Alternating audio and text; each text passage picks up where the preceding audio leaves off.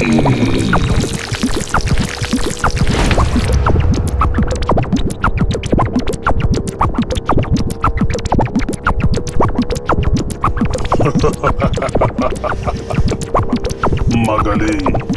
Konti na lang. At ayos na ulit ang lahat. Siguro naman ay buhay ka pa. Kaya huwag ka na mag-inarte pa at tumayo ka na dyan. Dahil kahit tagal kong inaasam na mangyari ang pagkakatawang ito. Napakalakas pala ng mga ginawa niyang atake. Pagkakaiba. Ang kuryenteng tinataglay niya. Tama ka dyan, Papa. Kaya kanina pa ako napapaisip kung paano at anong klaseng kuryente ang gamit niya.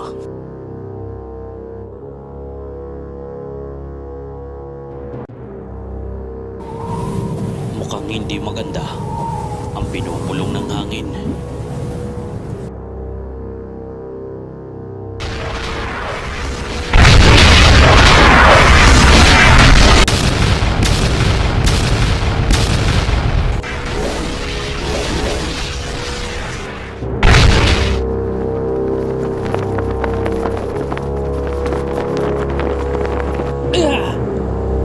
Paano nangyari yun?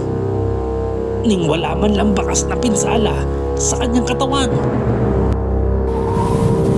Ngayon na mag-uumpisa ang tunay na laban. Tunay ba ang mga natunghayan ko ngayon? Imposible. Bakit wala siyang pinsala?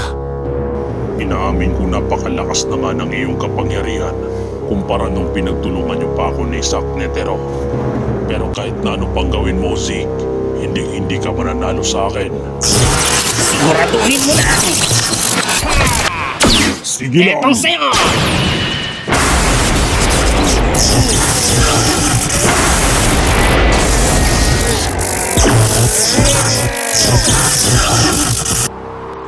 Kailangan kong malaman kung ano pa ang mga kaya niyang gawin.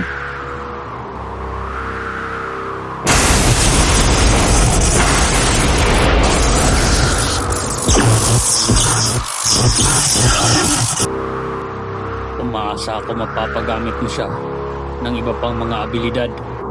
Zeke. Ano na?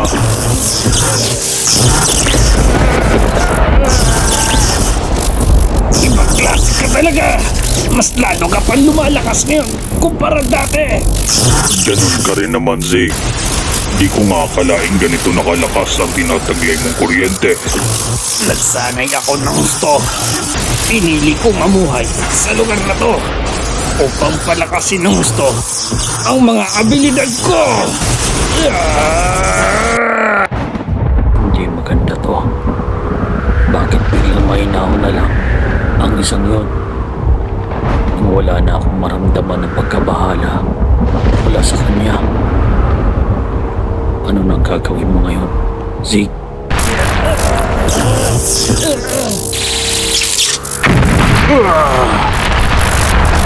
Zeke, sa totoo lang, yung unang atake mo kanina ay nabigla ako doon. Kaya damang-dama ko ang kapangyarihan mo hanggang ngayon. Manda ka! Dahil hindi pa ako tapos! Ganun ba? Sige lang!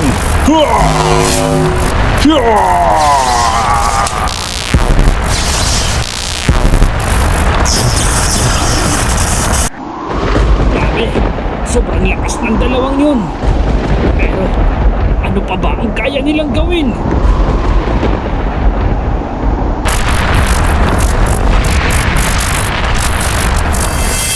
Ha!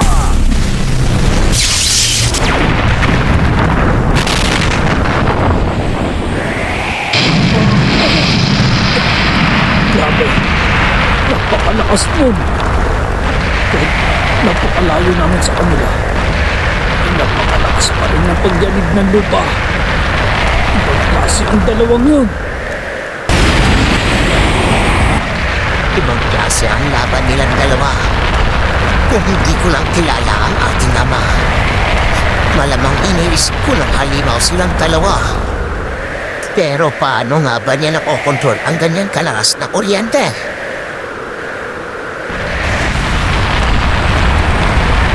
Salamat, Zeke. Kahit pa paano, alam ko na ang isang yun.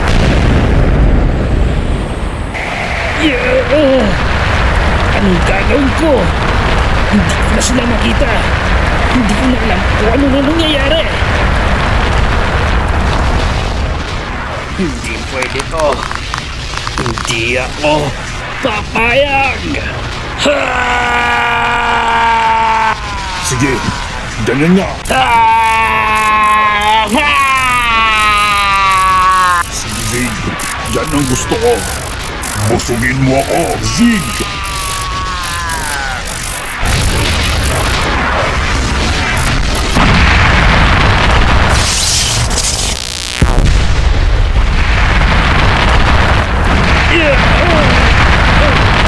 Palakas ng palakas ang kapangyarihan yun.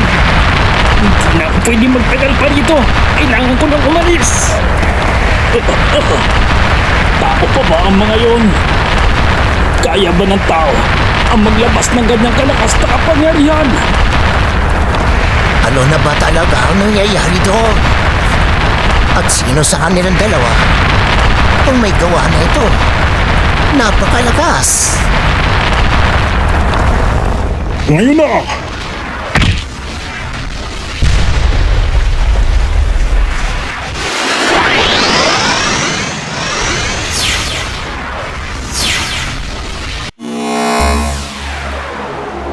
Tapos ka na!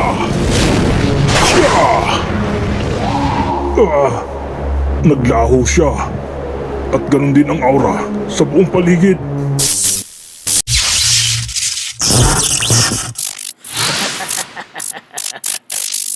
Sa wakas, nagawa ko rin kontrolin ang kapangyarihan ito. Nandun lang pala ang mokong na yon. Ba't hindi ko kagad naramdaman ang presensya niya kanina?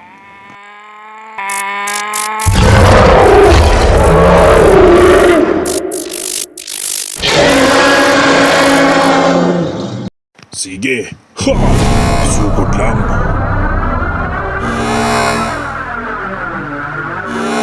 Malakas ang isang yan. Hindi pwedeng isang kamay lang.